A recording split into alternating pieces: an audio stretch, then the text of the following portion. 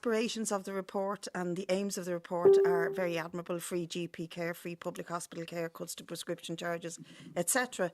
And to say to Tony Limerick that these are good, healthy aspirations for any society, and that I would hope that he and his family would aspire to them too. How we achieve them is the question. And you said at the beginning, Cormac, we're dealing with a public service that's propped up by the private sector. That's actually the other way around. The public service props up the private end of it. And that is why we have to do away with consultants using public beds and using public wards and public clinics for their own private gain. And this report actually states that it's about 650 million per annum that the hospitals overall get from the private insurance sector. That's a drop in the ocean compared to the overall health budget. You'll still have to find it every year if you give them the boot. The real problem we have here is that you've public and private competing with each other. Let me give you a very concrete example. Lindara, which is a ward for adolescents with mental health issues based in Cherry Orchard, has 22 beds. They are this week going to close the last of the 11 that they promised to close for the summer. We had 2 suicides in my area of young women in the last 2 weeks, and they're closing these beds because they cannot recruit the psychiatric nurses who are trained by this state to work in Lindara. Why they cannot recruit them?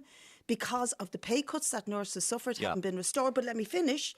And if you go down the road to St. Pat's Hospital, they have a teaser to bring you in, and in all of the private nursing homes, which, by the way, get a very generous tax break under regulations that Charlie McCreevy brought in. Come to the nub of and the he issue. owns a lot of these. You've come to the nub let of me the finish. issue. Hold on, you have me. Quickly, I'm going to be very quick. When you look at how private hospitals are enticing psychiatric nurses in on much, much higher salaries than the public health service is willing to offer them. And these nurses have to live in cities like Dublin and Cork where rents are gone through the roof. Why would you blame those workers going into those private hospitals? Because they are not being paid correctly by the system. Now, if you don't deal with pay and you don't so that they can live a proper life. What does that mean? It means that you stop having 2-tier payments for nurses, that you cut out pay inequality, that it was introduced when the country was allegedly on its knees. You say pay restoration. We have a recovery now. Give them back their pay. Okay.